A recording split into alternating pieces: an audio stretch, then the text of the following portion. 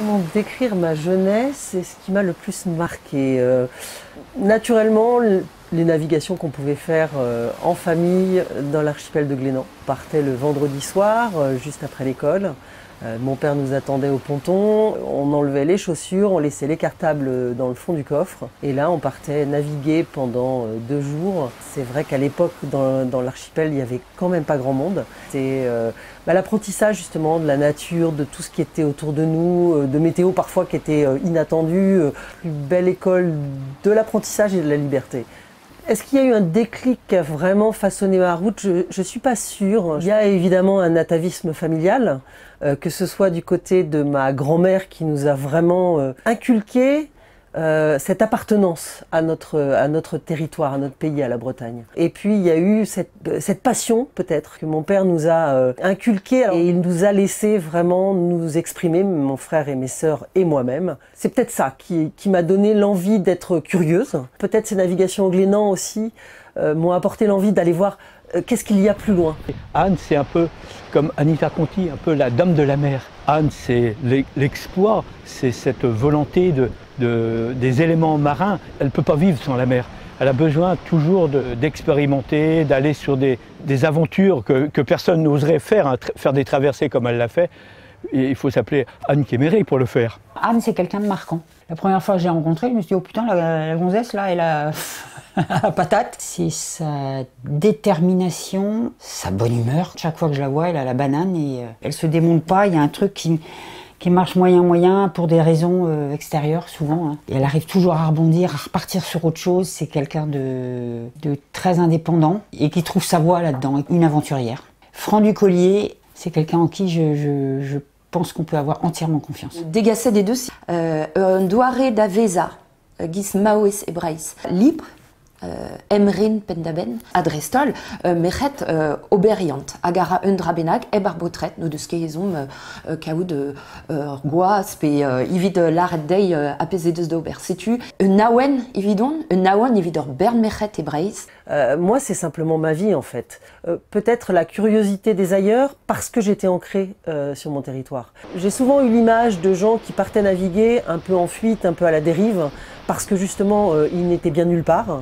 Et moi, je sais que ma terre, c'est vraiment mon ancrage, c'est mon port d'attache. Et à partir de là, je peux me permettre d'aller un peu où je veux, parce que je sais exactement où je reviendrai.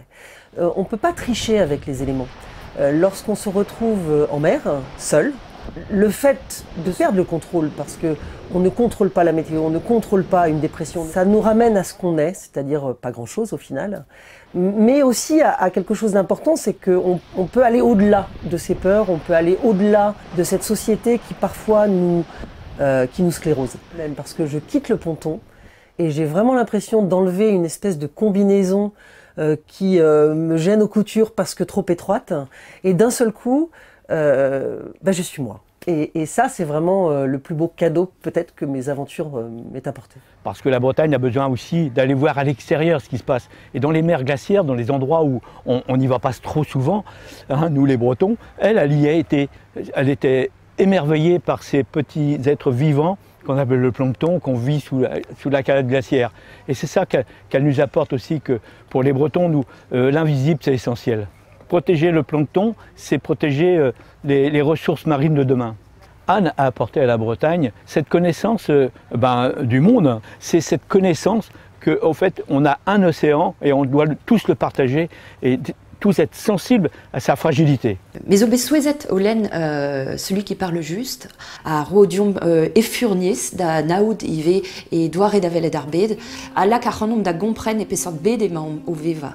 Mais Ive une Doire da Veva, à da Veza, à da Veza, à da Veva et Barzarbed. À Gandraze, à zo Kals Crinvor et Get All Force Pessort Challenge, à Zeden, à Benarfin, Argela Wenerienne. Pour moi, Anne, c'est quelqu'un qui ressemble à la Bretagne. Elle est pure et dure, fidèle à la Bretagne, et je pense elle dérogera jamais.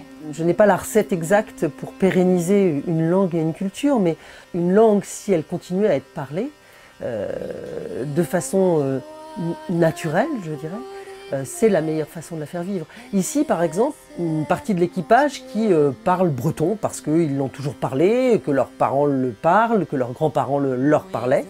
Et donc il y a eu cette transmission. Alors c'est un breton âpre par rapport au breton. Moi je reprends des cours de breton actuellement, où là on est dans quelque chose de beaucoup plus littéraire.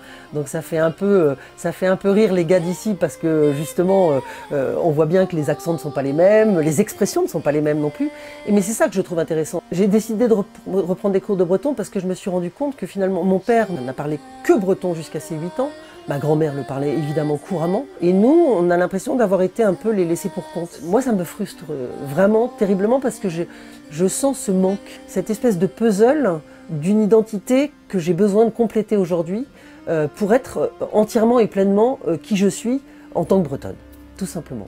C'est ça toute la question en fait, c'est est-ce que les gens sont capables de défendre qui ils sont. Donc c'est pas se battre contre la mondialisation qui est important, parce que je crois que là le combat il est perdu d'avance. C'est par contre de se battre pour rester qui l'on est, profondément ancré dans ce que l'on est, avec notre culture, et de rayonner justement à travers le monde. C'est peut-être ça notre force aujourd'hui. C'est quoi être bretonne en 2022? Alors là, j'en sais fichtrement rien. Je revois des gens me poser la question, mais c'est quoi cette fierté bretonne? Et en me la posant, il y avait quelque chose d'un petit peu... je sentais une forme d'agression. C'est quelque chose qui les dérangeait en fait, et qu'ils ne comprenaient pas. Et j'ai pas pu leur répondre parce que c'est quelque chose qui est en nous. Je sais que, où que je sois dans le monde, le fait de me sentir bretonne me donne une appartenance, une identité. Et cette identité me permet toujours de me repérer. C'est un peu un phare finalement, cette Bretagne. Comme on en est entouré, c'est vrai que c'est cette espèce de lumière qui nous permettra à chaque fois de revenir à terre, sain et sauf. Et pour moi, c'est peut-être ça d'être bretonne aujourd'hui. Moi, ce que la mer m'a appris vraiment, c'est qu'on ne peut vivre que le présent. Et c'est vrai que moi, je me projette. Alors, j'essaye de projeter la Bretagne après moi. C'est assez difficile. Il ne faut pas garder la Bretagne comme un espèce de bijou qu'on mettrait dans un coffre qui ne serait accessible qu'à nous et à personne d'autre. Je pense qu'au contraire, si on aime notre pays, il faut le partager le plus possible. Il faut, avec le respect justement et en intelligence.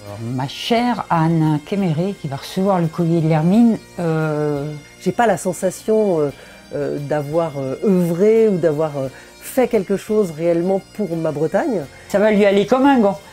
J'ai été extrêmement touchée, c'est quelque chose de très émotionnel en fait, pour différentes choses. D'une part, ma grand-mère l'a reçu en 1989. C'est une forme de reconnaissance aussi peut-être d'autres Bretons vis-à-vis de qui je suis en tant que Bretonne.